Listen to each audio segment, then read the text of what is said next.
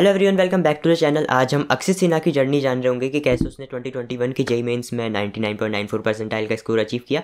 सारी चीज़ें डिस्कस करेंगे कि यार क्या टाइम टेबल फॉलो किया, क्या रिवीजन स्ट्रेटेजी थी, कितने घंटे पढ़ाई करते थे, कौन सी बुक्स फॉलो करी, कोचिंग ज्वाइन कर रही या नहीं। So here we go. अक्षित यार, जर्नी कहाँ से स्टार्ट हुई थी तुम्हारी? कौन सी क्लास से तुमने प्रिपेयर करना स्टार्ट किया था? मैंने 11वीं से स्टार्ट किया था। मेरे डैड ने मुझे 10th में ही कोचिंग में डाल दिया था।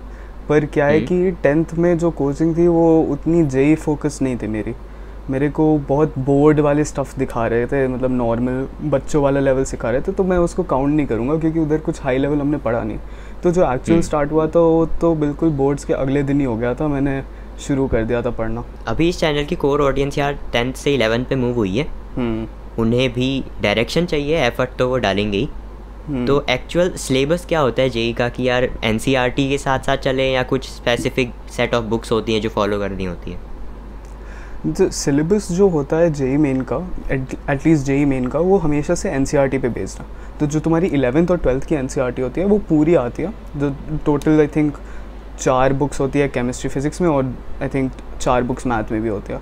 तो उसमें पूरा कुछ भी आ सकता है। जेई एडवांस का थोड़ा ऐसा होता है, उनका सिलेबस थोड़ा सा ग्रे एरिया में होता है, वो थोड़ा अच्छे से डिफाइंड नहीं है।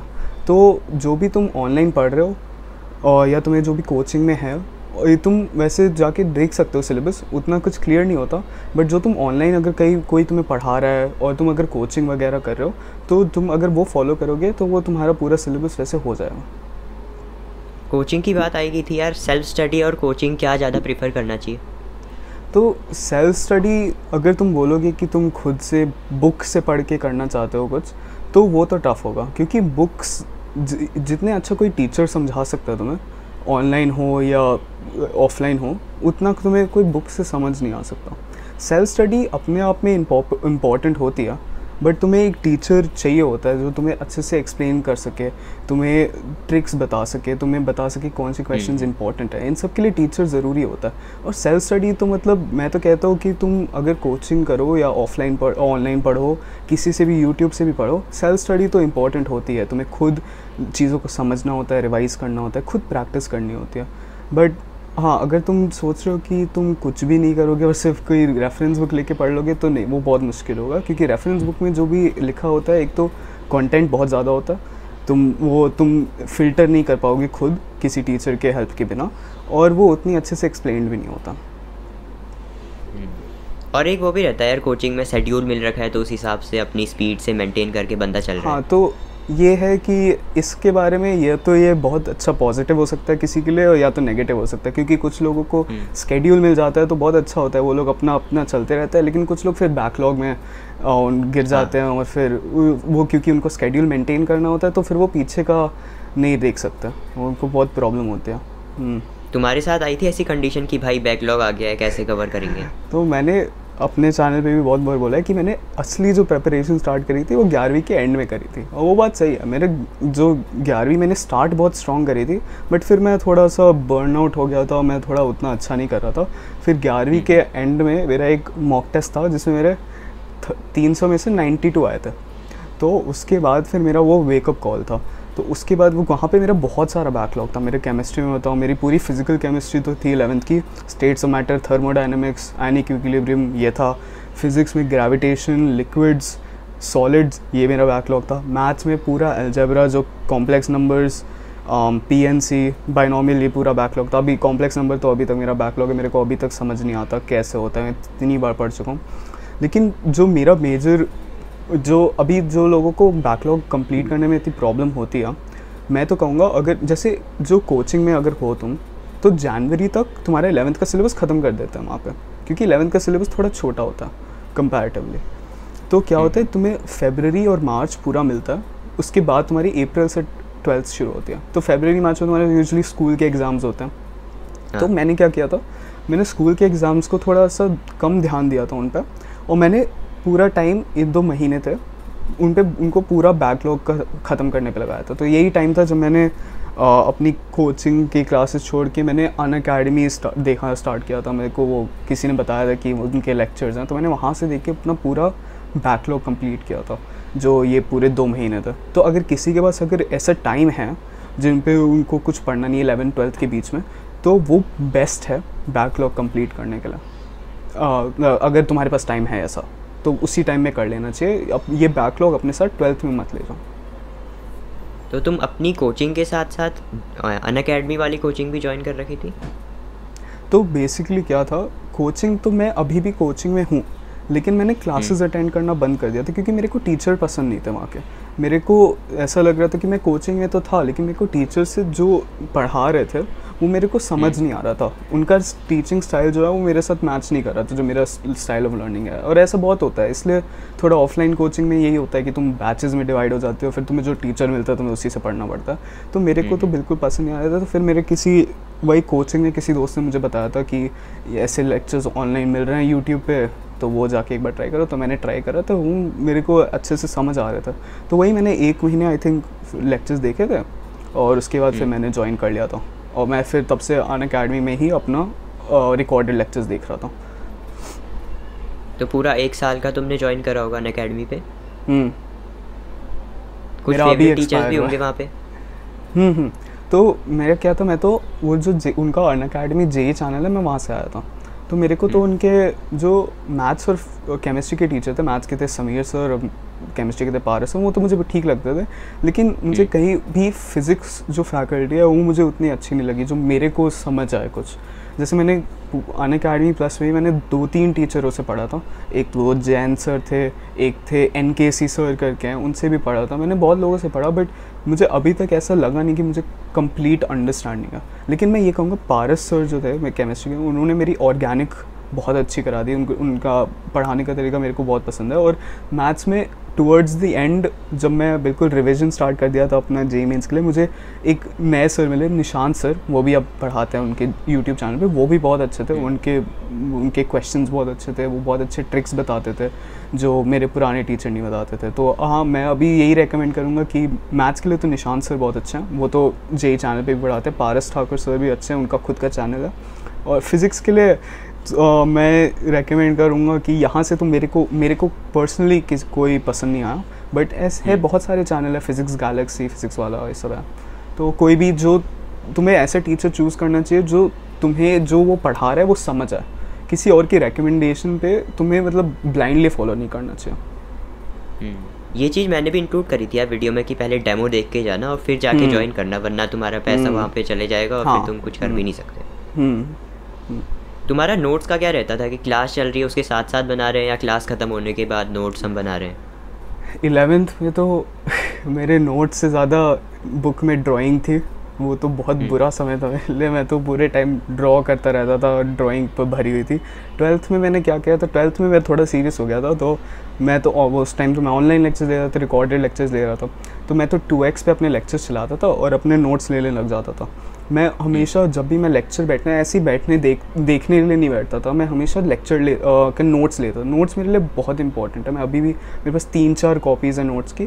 तो जो भी मेरे को इम्पॉर्टेंट लगता था, जो भी ये लोग लिखते थे, जो भी वो लोग बोलते थे, मैं सब कुछ नोट डाउन कर लेता था। ताकि रिविजन में क्या होता है कि तुम्हारे पास ये जो नोट्स हैं, बहुत लोग शॉर्ट नोट्स की बात करते हैं, वो भी ठीक है, लेकिन मैं तो कहता हूँ अगर तुम बार बार रिवाइज़ करते रहोगे तो मैं अभी मेरे पास ऑर्गेनिक की पूरी एक नोटबुक के नोट्स हैं, उनको मैं 1 घंटे में पूरा फ्लिप करके रिवाइज़ कर सकता हूँ, क्योंकि इतने बार मैंने रिवाइज़ करा है कि उतना टाइम नहीं लगता।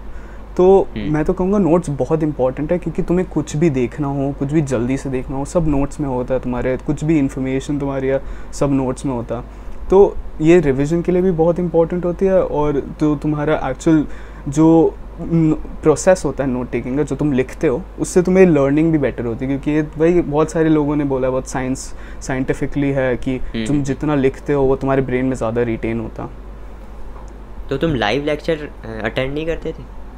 लाइव लेक्चर वो मैं बिल्कुल, मेरे को उसका आइडिया ही नहीं पसंद। क्योंकि एक तो क्या होता है लाइव लेक्चर में, एक तो मुझे लगता है लोग बहुत धीरे बोलते हैं। मैं अपनी हर चीज़ मैं यूट्यूब पे 2x पे देखता हूँ, क्योंकि अब तो मेरी आदत हो गया।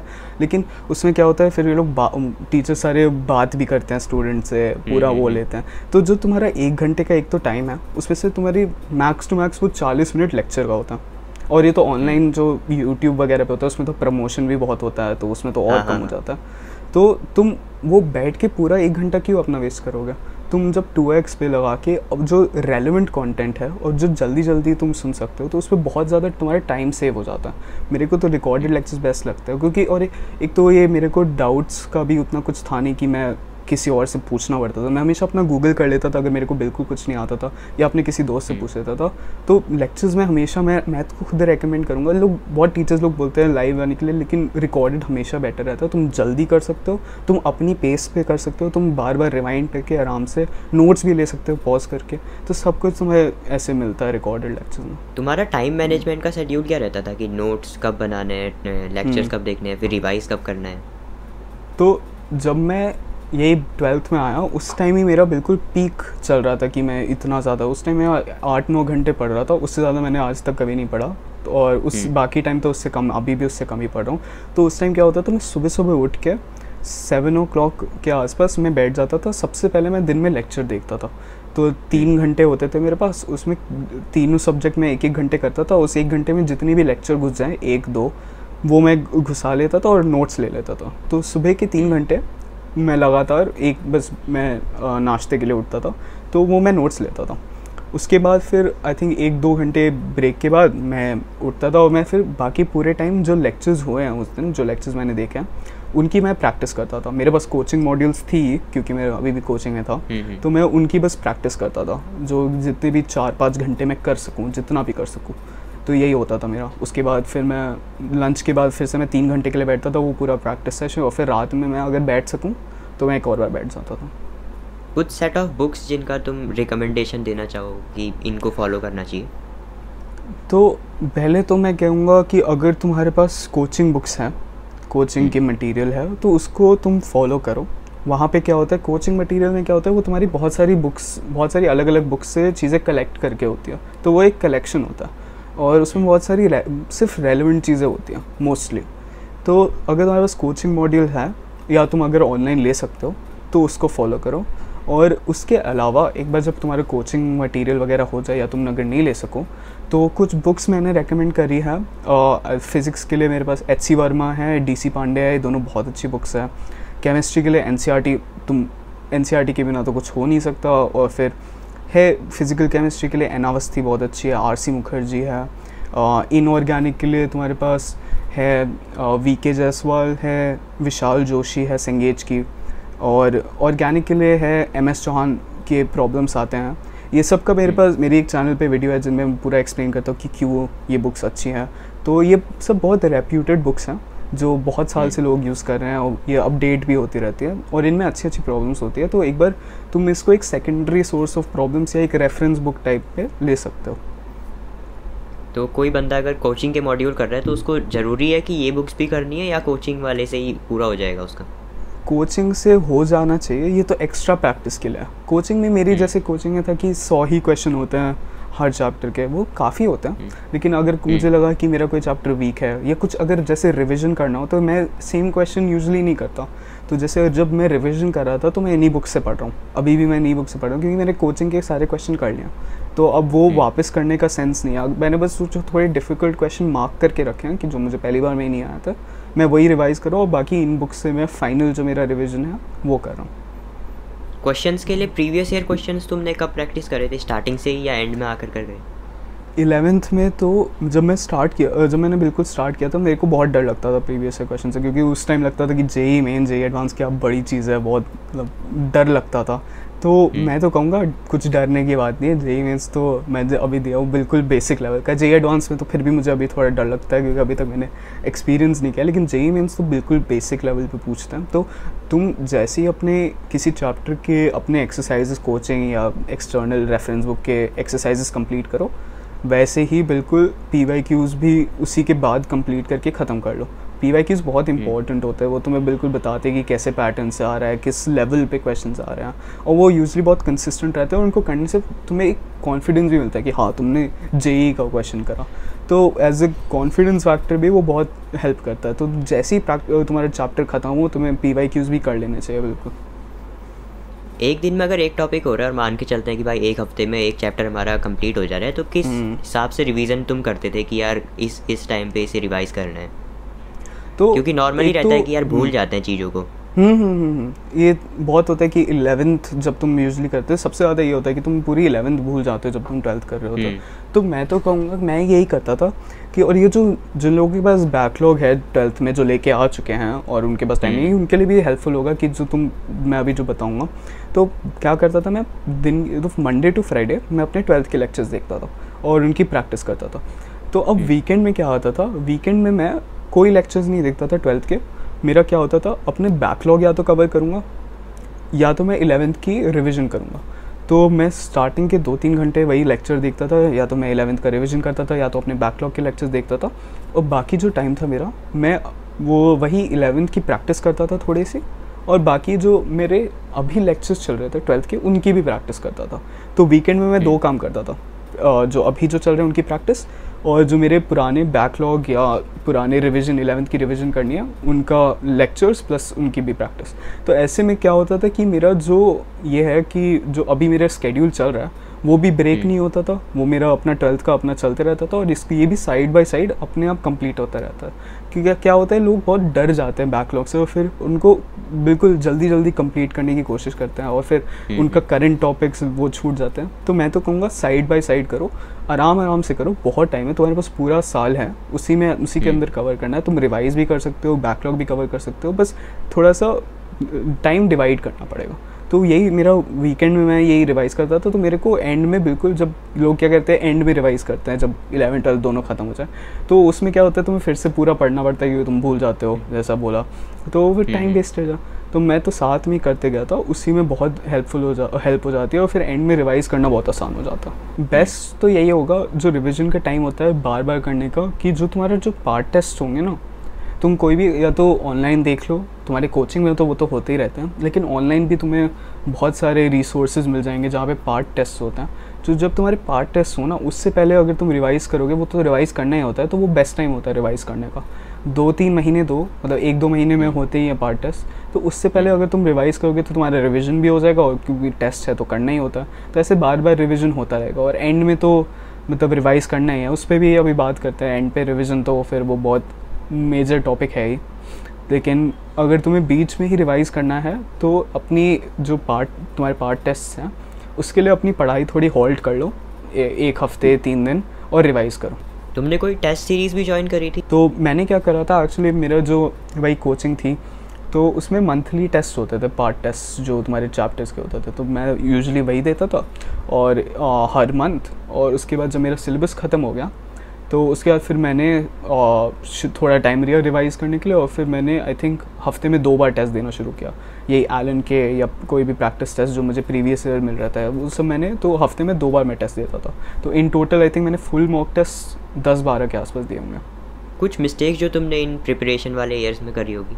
ये मैंने जो एक बार स्टार्टिंग में बोला था कि मैं बिल्कुल जैसे जिस दिन मेरा लास्ट बोर्ड था SST वाला, तो उसके अगले दिन ही मैंने फ़िज़िक्स वाला का चैनल खोला था, मैंने काइनेमैटिक्स पढ़ना शुरू कर दिया। मेरे को बहुत एक्साइटमेंट थी कि अब अच्छा ये होगा, तो फिर मेरा 1-2 महीने तो बहुत अच्छा गया कि मेरे सारे क्वेश्चन भी हो रहे हैं, कोचिंग भी चल रही है, बट फिर धीरे धीरे मेरी इंटेंसिटी नीचे चली गई, और फिर वही मेरे से कुछ मैंने बैकलॉग होने शुरू हो गया, मेरे से कुछ क्वेश्चन नहीं हो रहे थे। मेरे को याद है मैं एक बार कॉम्प्लेक्स नंबर की अपनी कोचिंग मॉड्यूल स्कूल लेके गया था, और मैं करने बैठा तो मेरे से एक भी क्वेश्चन हो ही नहीं रहा था, तो बहुत बुरा टाइम था। तो मैं कहूँगा कि इंटेंसिटी जो है तुम्हारी पढ़ाई की, ये एक मैराथन है। तो बहुत लोग बोलते हैं जेई तो 2 साल की तुम्हारी मेहनत है, तो मैराथन टाइप किया, तो तुम अपनी इंटेंसिटी शुरू से ही बहुत हाई रखोगे तो वो अल्टीमेटली नीचे जाके ही गिरेगी। तो तुम्हें एक बहुत मेंटेन करके रखना होता है, ठीक है, तुम स्टार्ट कर रहे हो, थोड़ा आराम से करो और धीरे धीरे बिल्डअप करो, तो तुम्हारी बॉडी यूज टू हो जाएगी एक बार जो तुम्हारी इंटेंसिटी ऑफ पढ़ाई, क्योंकि 10th और 11th में बहुत बड़ा जंप होता है, स्पेशली CBSE में। तो स्टार्ट स्मॉल और फिर उसके बाद धीरे धीरे बिल्डअप करो, और बर्न आउट नहीं तो फिर तुम्हारा हो जाएगा। एक और जो मैंने करी थी बहुत बड़ी मिस्टेक थी कि मैं रिवाइज़ नहीं करता था अपने नोट्स। मैं तो नोट्स ढंग से लेता ही नहीं था, तो जैसे मैंने बताया कि मैं ड्राइंग करता रहता था पूरे टाइम अपने नोट्स पर, तो नोट्स मेरे लिए बहुत इम्पोर्टेंट था जो प्रूव हुए हैं, और तो क्योंकि मेरी लर्निंग में भी बहुत हेल्प करी, उन्होंने रिवीजन में भी अभी भी मैं बहुत रेफ़र करता हूँ, तो अच्छे नोट्स बनाना भी बहुत इम्पोर्टेंट है। और एक और चीज़ जो आई थिंक सबसे बड़ी मिस्टेक, ये मतलब कोई जनरल मिस्टेक नहीं है, बट इनऑर्गेनिक केमिस्ट्री लोग एंड के लिए छोड़ देते हैं। ये बहुत बहुत बड़ी प्रॉब्लम है। इनऑर्गेनिक केमिस्ट्री तुम्हारी तो एक तो इतनी ज़्यादा मेमोरी तुम्हारी लेती है, तुम रट्टा मार के नहीं निकाल सकता। तुम्हें मतलब अपने उसको बार बार रिवाइज करके अपने दिमाग में डालना पड़ेगा। तो प्लीज़ इनऑर्गेनिक केमिस्ट्री जितना जल्दी शुरू कर सकते हो उतना जल्दी करो, एंड के लिए मत रखो। मैं भी एंड के लिए रखने वाला था, बट फिर मुझे बोला गया कि कर लो, तो फिर मैंने बार बार करके अभी मेरे को काफ़ी कुछ याद है। तो प्लीज़ उसके भी जैसे मैंने अपने चैनल पे एक और है एक वीडियो मेरी कि तुम कैसे फ्लैश कार्ड्स बना के कर सकते हो, जो मैंने तरीका यूज़ किया था। और उसके नहीं तो फिर तुम नोट्स बनाओ, कुछ भी करो, लेकिन उसको छोड़ो मत और उसको बार बार रिवाइज़ करते रहो। ये बहुत इंपॉर्टेंट है। तो आई थिंक हाँ, यही जो मैंने खुद मिस्टेक्स करे थे यही थी, और कुछ नहीं, इतनी ही थी। मेरी 12वीं तो काफ़ी ठीक गई, मेरी जो 11वीं ही थी थोड़ी मिस्टेक फील्ड थी। एक और चीज़ वही जो मैंने शुरू में बोल रहा था, हम बात करें जो टीचर्स की। टीचर्स से अगर तुम्हें नहीं पसंद आ रही टीचर्स या उनका स्टाइल पसंद नहीं आ रहा तो चेंज कर लो टीचर। अब अगर तुम कोचिंग में हो तो बैच चेंज करा लो, नहीं तो फिर किसी और टीचर को देखो, स्टिक मत करो।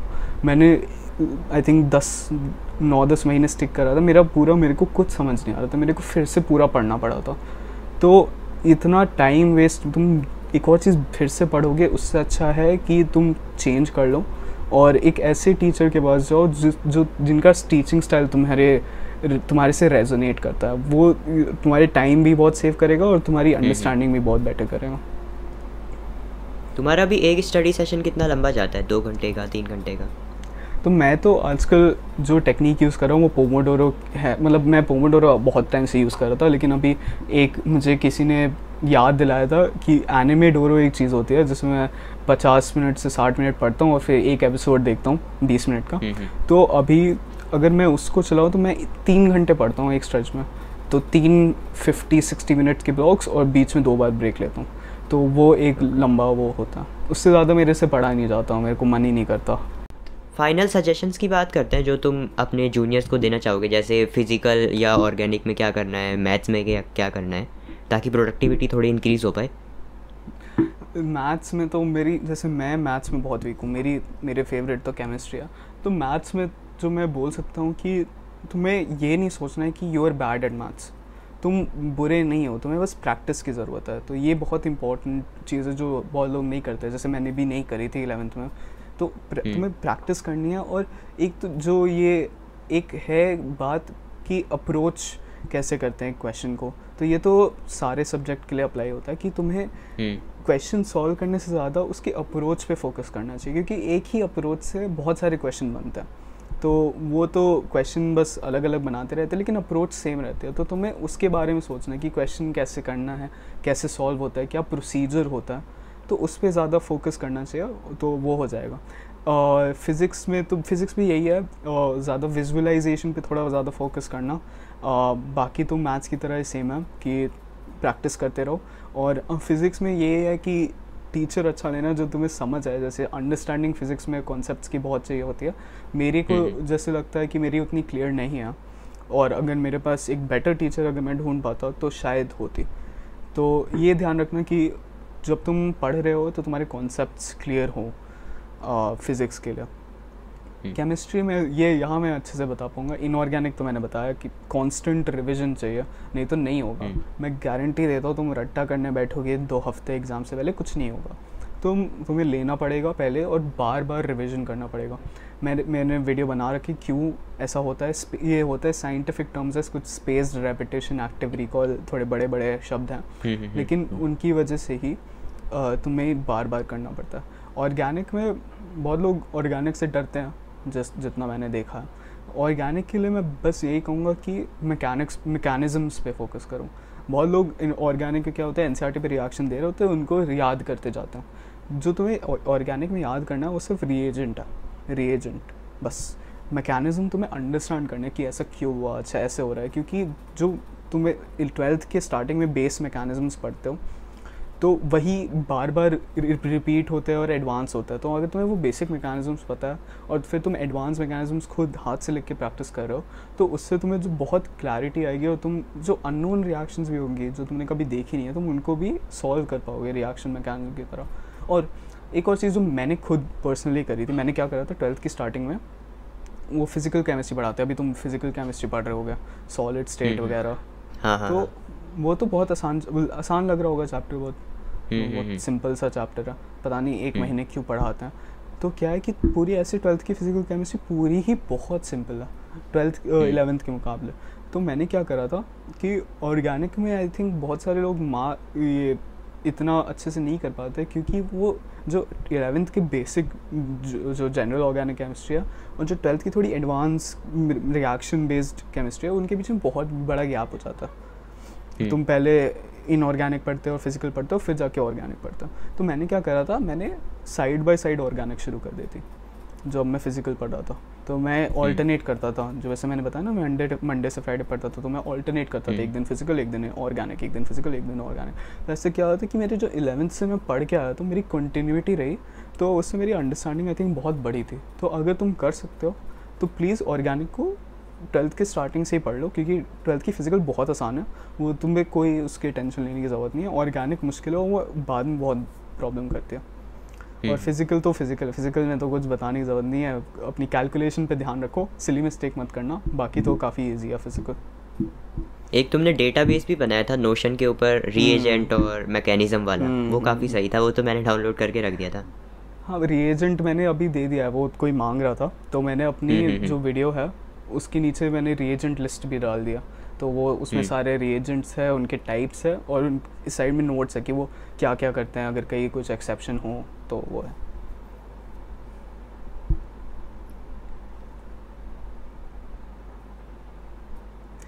एक फाइनल फाइनल वर्डिक्ट, हाँ, फाइनल एक सजेशन कि जेई से डरना नहीं है, डरो मत। तुम्हें बहुत लोग बताएंगे कि बिल्कुल टफ एग्ज़ाम है, क्या 11 लाख बच्चे, ये वो, ऐसा कुछ नहीं होता। जो 11-12 लोग बच्चे हैं उसमें से मोस्टली भीड़ होती है, ये अंडरस्टैंड करना बहुत इंपॉर्टेंट है। जो एक्चुअल जो कंपटीशन होता है वो सिर्फ 1-2 लाख लोगों के बीच में होता है जो पढ़ रहे होते हैं। बाकी तो ऐसे मैं लोगों को जानता हूँ जो बाहर, मेरे जैसे दोस्त जो लोगों ने अप्लाई करा लेकिन ऐसे ही मज़े में दे दिया जाए, बहुत मोस्टली ऐसे ही लोग होते हैं, इसलिए इतना फिगर बढ़ जाता है। तो उससे डरो मत।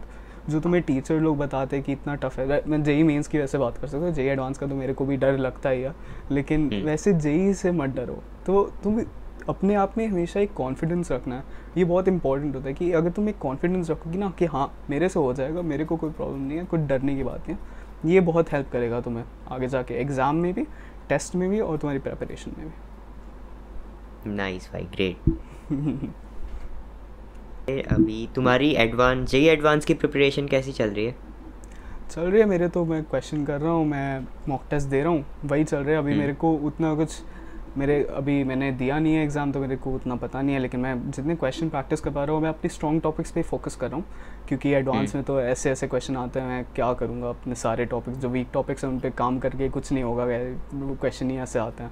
तो मैं अभी उस पर काम कर रहा हूँ, और अभी क्योंकि मेरे पास इतना टाइम है इसलिए मैं अपना यूट्यूब भी कर रहा हूँ। मैं बाकी कॉलेज के लिए भी मैंने स्टार्ट कर दिया, क्योंकि अभी मेरी जेई मेंस में काफ़ी अच्छी रैंक आ जाएगी, अभी तो आई नहीं है, तो उसमें आई एम होपिंग कि मेरे कोई अच्छे कंप्यूटर साइंस कॉलेज मिल जाए। मेरे को तो कंप्यूटर साइंस में बहुत इंटरेस्ट है, तो मैं वही करूँगा, और उसके लिए भी मैं अभी वही काम कर रहा हूँ। तो ये मेरे को बहुत अच्छा लगता है कि अब पढ़ाई के अलावा भी तुम्हें कुछ करना चाहिए, मतलब कुछ हॉबीज़ वगैरह, या अपनी फैमिली से जाके बात कर लो, ये थोड़ी रिलैक्सिंग एक्टिविटीज़ भी होनी चाहिए। जर्नी की स्टार्टिंग में कुछ गोल था कि भाई ये पर्टिकुलर कॉलेज में तो जाना ही है? मेरे को ऐसा कोई कॉलेज कभी वो नहीं लगा, मेरे को ऐसा भी नहीं कि मेरे को आईआईटी ही घुसना है। मेरे को आईआईटी, क्योंकि मेरे लिए कॉलेज ना ये इम्पॉर्टेंट है, कॉलेज तो एक स्टेपिंग स्टोन है, तो आगे जो होगा वो होगा। कॉलेज तुम्हारा एक स्टार्टिंग पॉइंट है। मेरे को कभी कॉलेज से ऐसा नहीं था, मेरे को हमेशा लेकिन ये था कि कंप्यूटर साइंस पढ़नी है। मेरे को जहाँ भी मिले, जैसे भी मिले, मेरे को कंप्यूटर साइंस पढ़नी है, क्योंकि मेरे को बहुत पसंद है कंप्यूटर साइंस, तो उसी के लिए मैं पढ़ रहा हूँ। इसलिए आईआईटी में तो वैसे बहुत टफ होता है, तो 200-300 रैंक चाहिए होते हैं, तो मेरे को भी देख के वो लग जाता है, क्योंकि उससे आगे तो मैं तो फिर अगर मेरे को नहीं मिला तो मैं तो आईआईटी जाऊँगा ही नहीं, लेकिन मेरे को कंप्यूटर साइंस मिल जाए उसमें मैं बहुत खुश हूँगा, क्योंकि मेरे को एंड में वही पढ़ना है। तो जैसे अगर मेरा Great. IIT हैदराबाद वगैरह NIT किसी में भी हो जाए, कंप्यूटर साइंस है, मैं सही हूँ। सही है। तुम्हारा डेली 8 to 9 आवर्स का स्टडी सेशन निकल जाता है क्या? कभी ऐसा नहीं हुआ कि ड्रॉप हो गया एक दिन? होता है, बहुत होता है, वो तो उस टाइम भी होता था। तो ऐसा है कि जब होता है ना, होने दो, एक दिन रेस्ट ले लो। अगर तुम्हें लग रहा है कि तुम नहीं पढ़ पा रहे हो, फोर्स करने की कोई ज़रूरत नहीं। अगर तुम फोर्स करोगे तो तुम उस दिन खुद भी नहीं पढ़ पाओगे और अगले 2-3 दिन भी तुम फ्लैट हो जाओगे। तो जिस दिन अगर तुम्हें लग रहा है तुम नहीं पढ़ सकते हो, रेस्ट करो, बहुत टाइम है, 2 साल है, तुम उसमें रेस्ट डेज भी ले सकते हो। ऐसा कोई भी नहीं कि तुम्हें रेस्ट डेज नहीं लेना, लो, नेक्स्ट डे से फिर से करो। तो रेस्ट लेना भी बहुत इंपॉर्टेंट है। तुम हर दिन 14 घंटे पढ़ते रहोगे तो बर्नआउट हो जाओगे। Please rest low. बेसिकली वही वाला पॉइंट है कि मैराथन है, तुम्हें आराम करना भी ज़रूरी है। बैलेंस इम्पॉर्टेंट है। वैसे तुम रीडिंग में भी हो, सेल्फ इम्प्रूवमेंट बुक्स वगैरह? मैंने तुम्हारा व्लॉग टाइप का देखा था, day in a life of JEE aspirant. हाँ, मैंने तो अभी तो मेरे अभी बुक पढ़ी थी, एटॉमिक हैबिट्स है, एक बहुत अच्छी बुक थी, मेरे को बहुत पसंद आई। ये जो अभी मैंने कुछ बातें करी वो इसी बुक से मैंने सीखी थी, ये तो मुझे बहुत पसंद है। तो अभी तो मेरे पास ये अभी लास्ट मैंने पढ़ी थी। अभी मैं एक एसेंशियलिज्म भी पढ़ रहा हूँ और भी बहुत सारे मेरे पापा के पास बुक्स हैं। बाकी मैं तो अभी फिक्शन पे भी, क्योंकि मैं तो पहले बहुत बड़ा रीडर हुआ करता था, मैं तो पूरे टाइम पढ़ता रहता था, लेकिन भाई 9th-10th में आते आते आदत छूट गई, टाइम ही नहीं मिल रहा था। तो अभी मैं वापस स्टार्ट किया है मैंने ट्राई करना, तो मैं वही पढ़ रहा हूँ। ये सेल्फ इम्प्रूवमेंट बुक्स तो है ही, और मैं फ़िक्शन भी पढ़ने की कोशिश कर रहा हूँ। ग्रेट, एंड करते हैं भाई यहीं पे। थैंक्स फॉर जॉइनिंग और इतने बढ़िया एडवाइस देने के लिए। तो भाई इतना ही रखते हैं इस वाली वीडियो के लिए। आई होप कि तुमने काफ़ी सारी चीज़ें सीखी होंगी और उन्हें तुम अप्लाई भी करोगे।